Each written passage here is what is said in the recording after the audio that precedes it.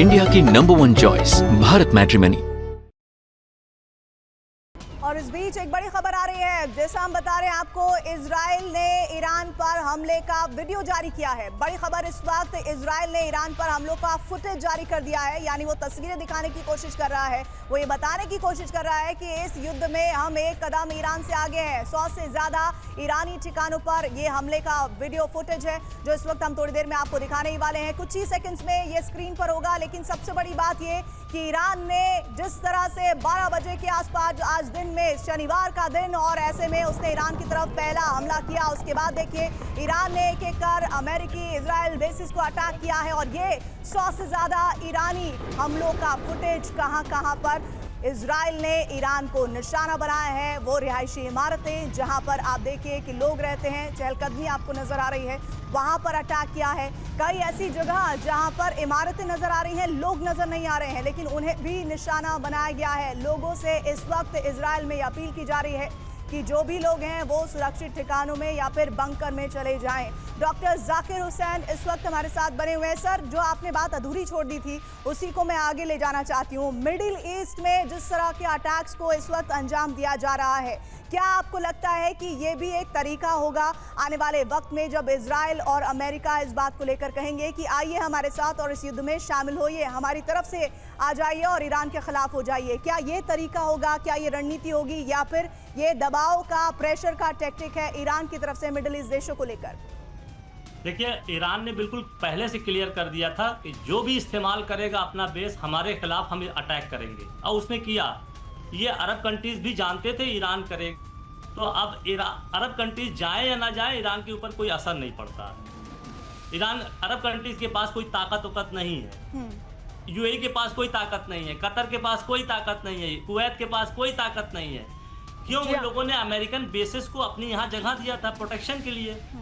जब इजराइल ने कतर पे अटैक किया तो इनकी समझ में आ गया कि अमेरिका हमारे लिए नहीं है, तो यहीं से वो ईरान के साथ जाना शुरू कर दिया कि हमारा एयर स्पेस ना इस्तेमाल करिए। ये लेकिन उनका एयर स्पेस तो इस्तेमाल हो रहा है डॉक्टर जाकिर हुसैन, उनका एयर स्पेस इस्तेमाल हो रहा है और होगा। हमारे साथ इसके मालिक साहब भी मौजूद हैं। सर, लेकिन हम जब ताकत की बात कर रहे हैं तो इस युद्ध को सबसे पहले तो अब हर कोई ये जानना चाहता है कि अमेरिका में भी ये चर्चा है कि ट्रंप कह रहे हैं लगातार कि वो बहुत कुछ हासिल करना चाहते हैं, लेकिन बहुत डिफाइंड नहीं है उनके ऑब्जेक्टिव्स। क्या बहुत डिफाइंड नहीं है ऑब्जेक्टिव्स? क्या बहुत लंबा चल सकता है, या डिफाइंड है, जल्दी खत्म होगा, कुछ हफ्तों की बात है? देखिए, ऐसा मुझे नहीं लगता कि उन्हें कंफ्यूजन है। उनके ऑब्जेक्टिव वेल डिफाइंड है, ये बात अलग है वो उन ऑब्जेक्टिव को अचीव कर पाते हैं या नहीं, और कर पाते हैं तो कितनी जल्दी है, उसमें कितना वक्त लगेगा, ये तो फ्यूचर के गर्त में है। बात आती है कि उनके ऑब्जेक्टिव्स क्या है। देखिए, साफ सी बात है, अमेरिका को ईरान सहयोग नहीं करता है। एक बड़ी खबर आ रही है, बड़ी खबर इस वक्त तेल अवीव पर नए हमले का वीडियो आ गया है। ये वीडियो देखिए, आपको इस वीडियो में हमले की इंटेंसिटी समझ आएगी। 10 मिनट पहले ईरान ने लॉन्च की मिसाइल, और देखिए क्या हश्र इस वक्त हमले में तेल अवीव का बस डिपो तबाह हो गया है।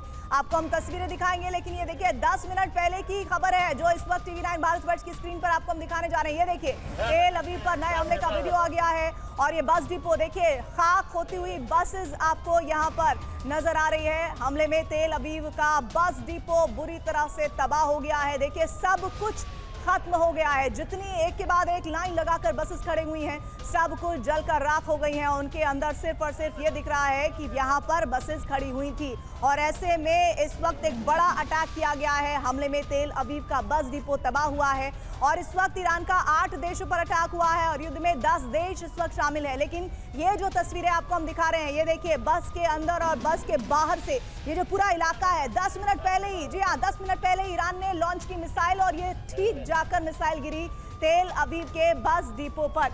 इन तस्वीरों के जरिए क्या इस बात का अंदाजा लगाया जा सकता है कि हाल फिलहाल में दोनों ही तरफ से इस युद्ध को भीषण करने की तैयारी है, और उसमें अब ये नहीं सोचा जा रहा है कि रिहायशी इमारतें हैं या फिर नहीं है या खुले मैदान है, सब कुछ स्टेक पर रख दिया गया है।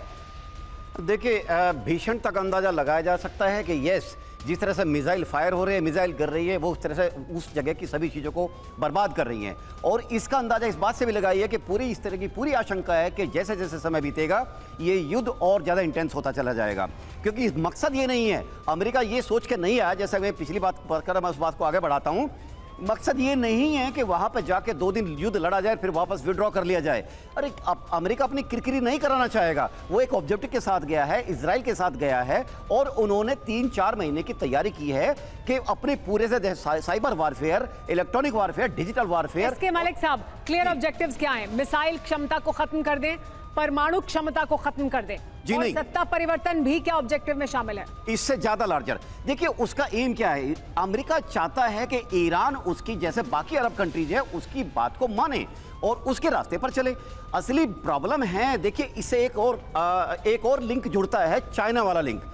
देखिए वेनेजुएला में अमेरिका ने अटैक किया, चाइना की वहां पर जो सप्लाई थी, एनर्जी सप्लाई थी, उसको एक तरह से कट किया।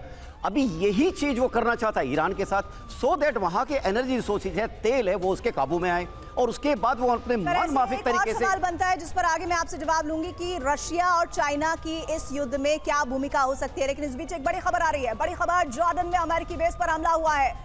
मुफक सॉल्टी बेस पर यह अटैक किया गया है। जॉर्डन में अमेरिकी बेस पर अटैक हुआ है और देखिए अब ये इस वक्त बताने के लिए काफी है कि ये अटैक ईरान की तरफ से बिना ये सोचे कि किसको कहां कितना नुकसान होने वाला है, और जो भी उनके खिलाफ होगा वो अमेरिका, इजराइल हो या फिर उनसे संबंधित जहां पर भी जिस भी देश में बेसिस है अमेरिका इजराइल के, उन्हें टारगेट किया जाएगा। इस बात को इनकार नहीं किया जा सकता। ईरान ने अब अपनी स्ट्रैटेजी खुलकर सामने रख दी है कि अगर आप हमारे साथ नहीं है तो इसका मतलब आप हमारे खिलाफ है।